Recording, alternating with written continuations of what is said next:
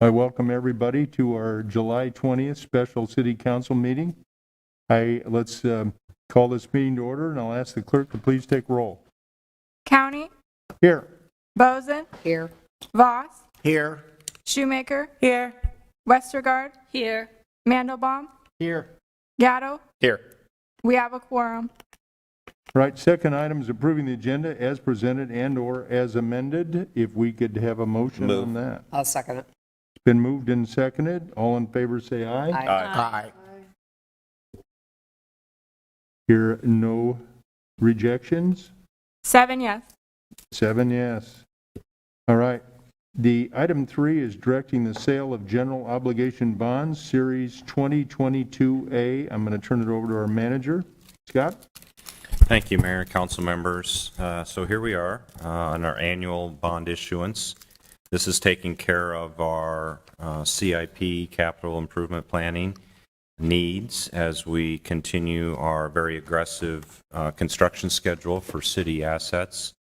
And as typically is the case, these funds will go towards all the different categories of our capital improvement plan. You'll hear a little bit about stormwater separately, and there is some TIF debt being issued as well. So it's a good mix, and we anticipated that interest rates had turned on us several months ago and did some planning in that regards. And I really appreciate the work PFM has done to help finance staff with Nick and Joe and others to strategize on how best to structure that debt. We continue, you'll hear about making sure that we are scheduling the debt payments in coordination with the expected life of the particular assets by group. That actually has started to pay dividends, as it essentially means we have shorter debt, which is a good thing. And so what we call the average life of how long this debt stays out in the market has actually shortened such that it gets paid off sooner. So those aspects help us have shorter debt, which, as you are aware, typically the interest rates are lower up front in short duration and higher interest rates as you go further out the spectrum. That is has shifted and will continue to shift around a little bit. But essentially, I will hand it over to Nick to start us out, I think, and thank you again for everybody's work on this from staff and PFM. Honorable Mayor and council members, thanks for having this special meeting. I know it's a Wednesday afternoon, but we tend to get better deals, and we'll have PFM come up and talk a little bit on kind of why we see that and a little bit further information on that. One thing I did want to say is Scott did cover a lot of the kind of that technical part of the overall kind of concept of what we're issuing today with the GO bonds of our annual CIP plan, and then also what's backed by the TIF backed bonds as well. The B is going to be the next item will be actually our stormwater piece of it as well, that we'll kind of elaborate on as well. But from this point, we'll be able to actually have the I think one more action at the council level, and then the actual closing will be August 24th is when we'll actually receive the funds to be able to move forward with the projects. The one thing I did want to say is, there's a lot of thanks for the work that goes into it from the finance staff. From here, that's actually here is Joe's is a key component to that, as well as our PFM, our municipal advisor, John Burmeister here helping us out, and then also the legal staff getting through our work on that. A key component with that is Jeff and Tom Fisher as well. And they work with bond counsel of Allers, helping us get through all of the hearings that you guys see and all of the roll calls that need to go through in the process of issuing the bond. So it's really important that all the pieces kind of come together to get to this point. We have a good interest rate off of this, all things considered. I think when we first kind of went through a lot of this work back in May, the interest rate has dropped. Was it 50 basis points? Yeah, 0.5% from May to now, which is kind of in our favor. So we'll get into the actual true interest rate cost is just under 3.4, which Obviously, if you compare it to historical rates, the last couple of years is not ideal, but still under 4, I think, at this point, which is favorable in the market right now. So I'm going to actually hand it off to John a little bit, unless there's specific questions. Just real quick, Nick, I think it's worth noting that we paid a significant amount of debt with the sales tax money. Yep, and so we are using it the way that we said we were going to use it. I know it doesn't have any direct impact on these bonds, but it does. Doesn't it help our bond rating and things that they see us paying cash? Yeah, I think from that standpoint, when we were working through our modeling and actually doing the bond rating presentation, I believe that was a good component of. They still gave us warning just because of how much debt we have. We're issuing quite a bit, even at the $75 million for our GO debt, but paying off that $24-ish million. Basically, what we were able to do is with that 50% local option and that large reconciliation item that we received from the state back in November, they misestimated through the fiscal year 21 by a tune of $17 million. So that reconciliation, so they were way off on their estimation, and so that came in November, and we didn't know that until they did the reconciliation. So that half of that went to our property tax relief, which allowed us to, instead of doing a refunding in this market, we were able to just do cash redemption, which was, I think, going to help us in the long run to kind of combat some of the high interest rates that we're now going to see for at least the foreseeable future. Yeah. So, thanks. Any other questions before I hand it off to John Burmeister? Anybody? I don't know if this is going to be answered, but can you explain final par amount, purchase price, and then what the total amount is after the net interest cost? I'll let John touch base on that a little bit more. I could, but he's about to talk about a bunch of the technical aspect of it too. Thank you. John Burmeister, PFM. Pleasure to be here. As we indicated, the city solicited proposals from underwriters, and we alluded to it earlier, but if you look at the bond market, most cities meet on Mondays and Tuesdays all across the United States, and so when you look at the bond calendar, you see a really long schedule on Monday, and then even Tuesday is pretty heavy. But if you look at the Wednesdays, what you'll see is there's very few people in the Midwest that are selling bonds on Wednesday. And so the city has shifted to Wednesdays, and you were the biggest game in the Midwest. There was a few deals in New York, and what you're going to see is a lot of it's a secret that a lot of people don't take advantage of. Don't tell me. So this is good. I wanted to encourage you to keep doing this, because when you're the only game in town and all these Wall Street firms are looking for things to bid on, and you're going to see the results today in this bid result. I did a sale on Monday and I did a sale on Tuesday, and you guys got double the sale bid results here that they did in terms of the number of bidders. You got actually 11 different underwriter bids here. You can see it's the results of sale for the GO bonds. You can see this is 1, 2, 3, 4, 5 pages deep, and there's 11 different underwriters. Janney Montgomery out of Philadelphia. And if you look over to the right-hand side, there's a TIC. That's similar to the APR on a car loan. We call it true interest cost. So that's the overall borrowing cost to this transaction, 3.3582%. And if you flip the page, you can see Piper Sandler out of Minneapolis, BA Securities out of New York, Citigroup bid out of Los Angeles, JP Morgan bid out of New York. These are all the heavy hitters, Wall Street firms that are coming after your bonds, Wells Fargo. And then on the let's see, page 4, if you look at Robert W. Baird, you can see they pretty much combined with every other underwriter that are out there. If you look at all the different states you're pulling in from, Virginia, Tennessee, Illinois, Connecticut, Kansas, New Jersey, Florida, Georgia, Michigan. So you're getting pretty much underwriters from all over the United States, including the big ones out of New York, Hilltop Securities, Jefferies, and then last but not least, Huntington, and then TB Securities. And you can see that the high bid was at 3.51%. And then going back to your question, if you look on the right-hand side, you see that it says the price there, $82 million. So the city offered $75 million of bonds. And because the underwriters or the investors want interest rates that are higher than the current market, they're willing to pay you a premium for that, because as interest rates go up, the bond value falls slower. But so it protects them in an interest rate environment that's within higher interest rates. So what we did then is we took that extra proceeds and we decreased the par amount of the bonds that the city received.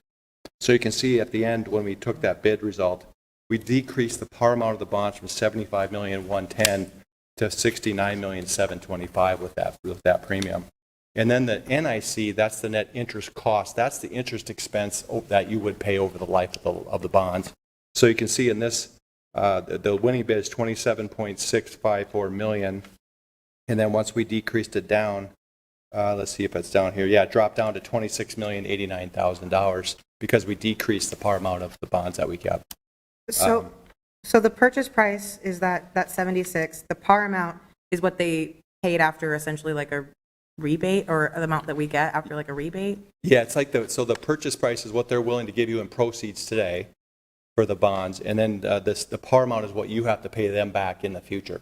So essentially, they're paying you more money today to pay back less money in the future, and so it basically decreases that by a premium down to the yield point that is the bid on the bonds. And the reason is that is because these interest rates, you see the 5% interest rates here, they're higher than the actual yield market that are out there, and so they pay a premium for that, and that's what investors want, because they're essentially paying more money in cash to receive a 5% interest rate, so they can purchase their income on the bond. I know it's a little confusing, but that's how the market works these days. And then last but not least, you'll see that the S&P did confirm your AA+ rating. We had a really great call once again with them. I guess this executive summary is keep up the good work. Your policies are great. Your budgeting is great. Small surpluses, fund balance is getting in the strong range. And the debt burden, I think, is one of maybe they'll mention your debt burden's getting a little high. So that goes back to Joe's question. It is very important, I think, that you are kind of paying down your bonds. And it's a significant amount, too. It's almost $25 million. We reminded them, and that was the favorite part of part of the presentation is, oh, by the way, because nobody does that, pays that off. So that decreased the par amount of the debt outstanding, which is helping you maintain your AA+ rating. But I think if we could start paying that debt down a little bit, you could at some point maybe get to that AAA level if you get that debt burden down. But you have a lot of projects to So finish. how I've been close pushing are Scott we? on that for quite a while now. I know, yeah. So what does it take to get to the AAA? I think your debt burden has to Is probably the- get come cut in down. half. Pay cash Cut in for half. more stuff. Yeah, yeah. Well, I just wanted to know Yeah. how much. Yeah. I mean, there's a difference between, Yeah, and at that point, it kind of, and you're getting and what do really. you get for being a AAA? Exactly. That's what I was going to say. Your interest rates here it's a AA+ between it. So what's the spread between a AAA and a AA place? It's very That much. little. Okay. I think it's better that you finance the objectives of the city versus try and get that little bit of, There you go. it's not worth it. That's just what I was trying to Yeah. ask. And Well, so, and what if we were AAA and we sold them on Tuesday as opposed to Wednesday? Let's not talk Do you mind about if I? Yeah, go ahead. Okay. So one thing that I'll kind of talk about from the AAA to the AA, a good example would be like here in Iowa, we've got Iowa City that's a AAA. We use 70+% of our legal debt margin. They use about 30. That makes sense. And there are 16 factors Oh, that go yeah. into the credit ratings. Yeah. One of them is demographics, in other words, household income. That's going to be really hard for us to influence. Right. And so there are going to be some of the factors that will likely be negative when they compare them to averages that we're going to have a real hard ever overcoming. That's right. When we pay down bonds in advance, we have flexibility to do that. I assume we have discretion, so these bonds are a higher interest rate than the bonds that we bid out a year ago. I assume we could pay down these bonds earlier, or am I? Yeah, in 8 years. Yep. So every bond you sell, you can pay them off in 8 years. So we had asked, are there any refunding opportunities? All of your 2014 bonds that were callable June of 22, those were paid off. Right. So there really wasn't any refunding opportunities there. So then the next year we'd look at the 15 series. Those will be callable June of 23. Okay. And so then we'll it's a- work there. work It's over a there. timing perspective, so we can't necessarily, Pay ahead for these. Yeah. That's what Not he the used, other that's what he side. used Pay the that sales off. tax dollars for. right, but we Yeah. can't. You can't pay the couldn't- more expensive. We couldn't look and compare 2015 to 2018 and say, okay, we want to pay 2018 off because there's Have a to be 8 specific years. term that, Yeah. But Yeah. once you get to that 8 year, you can get there and do it at that point. Yeah, every year we look, there's another year that's open to whether we are going to pay it off with cash, or do we refund it with where the interest rates are compared to where it's sitting at today that we're paying. So every year we do that analysis. And so the oldest ones we do have right now are the 2015s. right, and we can't hold that open. We either have to, And that was Pay the them change at the federal level. I know, Scott, you like to comment on that Well, change. that's what we used to call advanced refundings, and that allow you to actually refund sooner than that call date. That's no longer an option by federal law. So we have to wait till the date comes. So if we had older bonds than 8 years, we would have to pay them down in order, or no? No, that's our choice. Okay. We could pull out the ones with the highest Highest interest interest. rate to get rid of first, and we would. And that actually is another fiscally strong signal or indicator, is that we don't have bonds that last beyond our call date. We get after it. We're able to do something with it. There's maybe two. Is there even a couple series left think that are maybe two or three? I don't think Past their there's. call date. Yeah, I think, there's, we don't have anything past their call date at this point. Yeah. But the 2014s were, I think, the last kind of quirkiness where you've had the geo debt that was covered by sanitary sewer. 2014 was also the unique year that we paid off a year or two ago. That was the franchise fee piece that we paid off early, because then we had that unique feature that we could pay off early on that. And so that 2014 was one where I think we had, I think it was A through E for issuances in that particular year. And we weren't even doing, like, SRFs will take up those lettering conventions. And so those were actually that many different issuances back in 2014. And so all of them got wiped off, and we didn't refinance any of them. They were all paid off when they were callable, or the extraordinary call that we had with the A's, which was the franchise fee. When you say call date, you don't mean the life of the bond? Is it like 8 years is the call date for 20, or? So the callable is you have the right to pay it off early. Basically, it's when we issued the 2014, that callable date, you could pay off anything past the 2022 at the 2022 date. Is that just made in the agreement with the bidder? Yeah, that's pretty standard in any bond issuances that you'll go 8 years through. is It's standard? usually like 7 or 8. Yeah, it's 8 to 10. Yeah. 8 to 10? Yeah. Okay. Yeah, okay, great.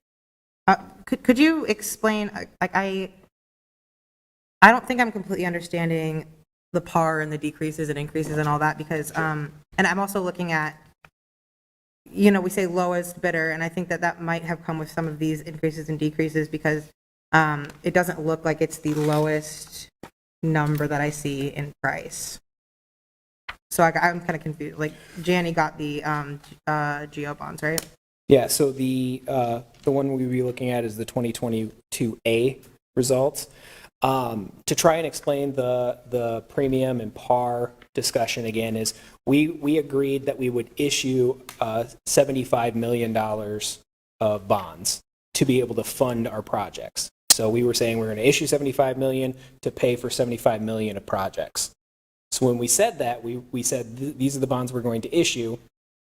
The market came in and said, we'll actually give you, based off of these interest rates that we want paid over that duration of time, we'll actually give you $82 million. But we don't need $82 million of cash. We need, 45, the 75 million. So we would then, we don't want all 82 million. We have to then leverage that back.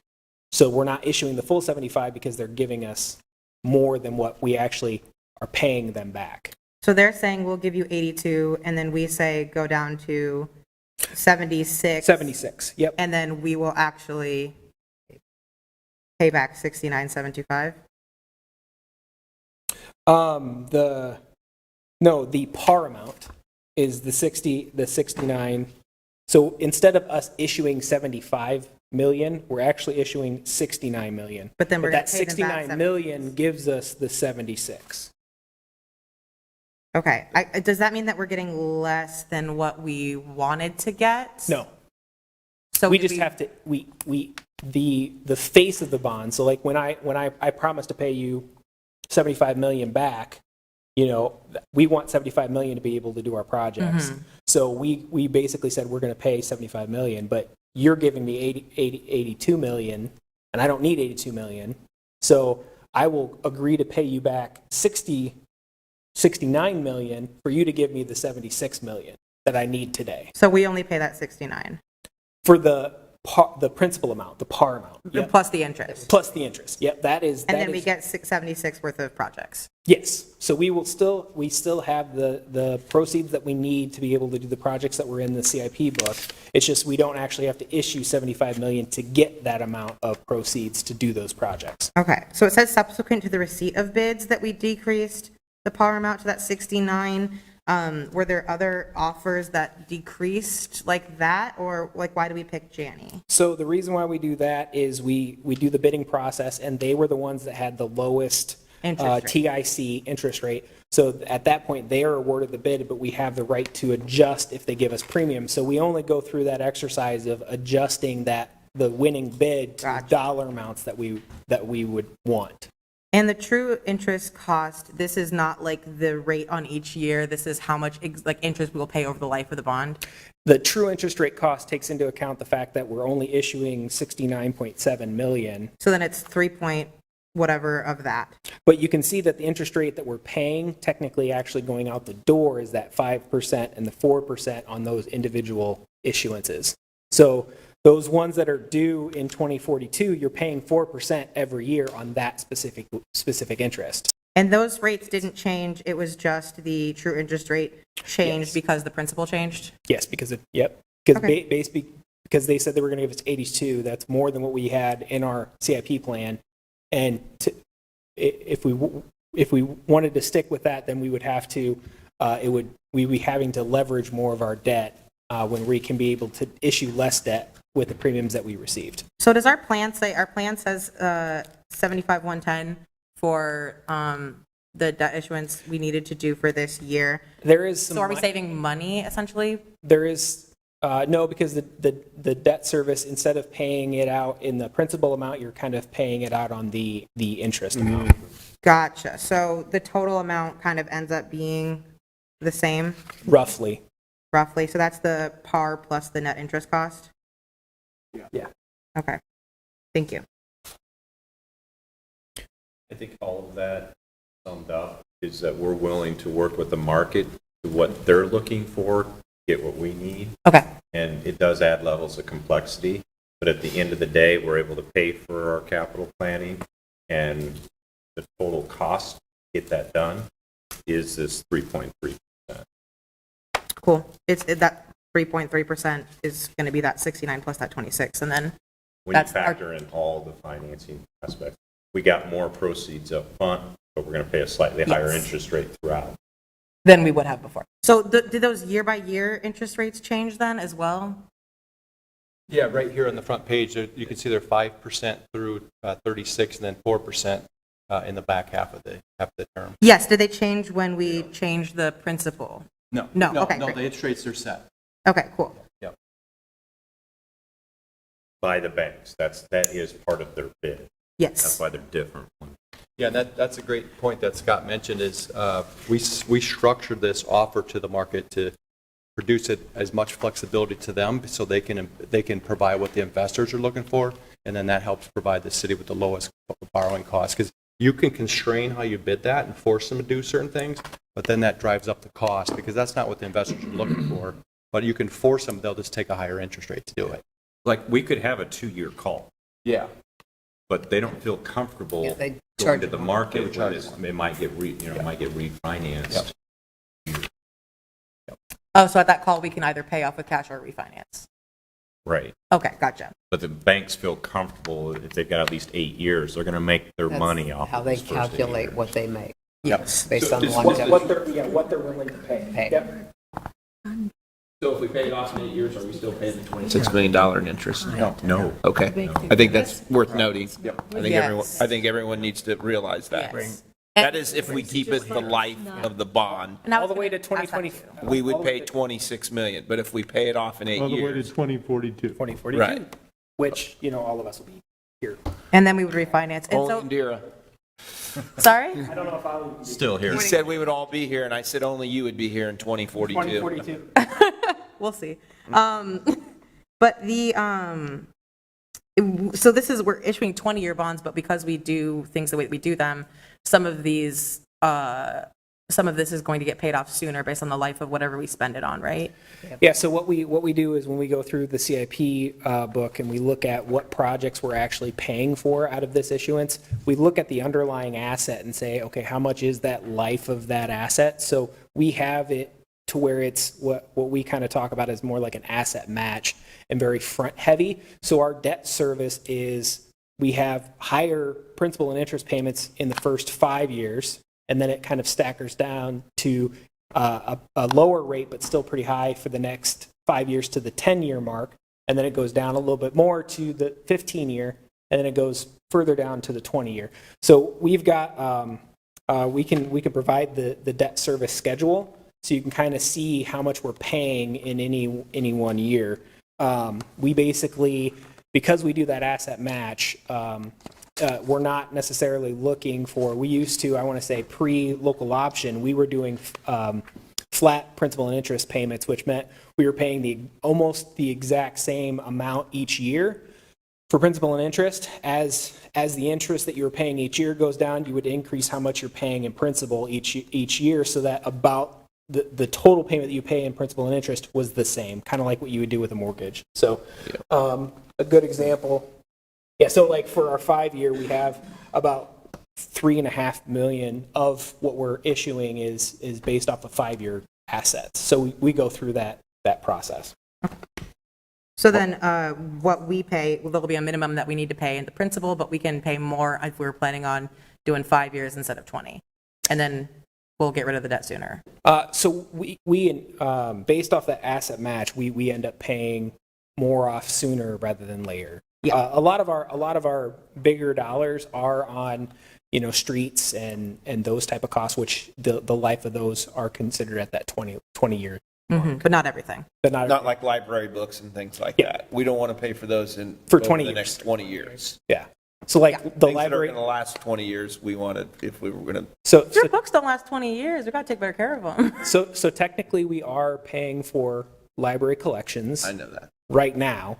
That was bought back in, Yes. well, we have debt that we issued in 2015 that's been out there. So the collections that are a part of that, we're still paying on those. Yeah. And that's 7 years ago. I would venture to Well- guess they might not be there. Want me to make a motion? Frank? Everybody's questions answered. Yeah, I'm good. Motion. We good? I'll make a motion to move item 3. Second. Josh beat you to it. All right, it's been moved and seconded on directing the sale of the general obligations series 2022A. Ask everybody to vote, and I vote yay. 7 yes. 7 yes. We'll move on to item 4, which is directing the sale of the stormwater management utility revenue bonds, Series 2022B. Move. Second. Been moved and seconded. Voting's in process. Well, my buttons, reset my button, Laura. I say yay. I think we've got 7 yes. Yeah, mine's a yes. Thank you. 7 yes. All right, our next item, number 5, is approving the First Amendment to the Chapter 28E agreement with Polk County and Invest DSM, Inc., and approving corresponding collateral assignment of funding agreement. Scott, I'll turn it over to you, and I see a young lady out here that may have a couple of comments. Yeah, and I don't know if there's any comments. Amber was nice enough to come in case there was questions. This is a simple act of confirming what the Invest DSM board has already approved, and they have an opportunity here to leverage some private funds through DMRC. I believe I got that right. Reinvestment my company. Very good. And this is a loan, correct? This is a loan.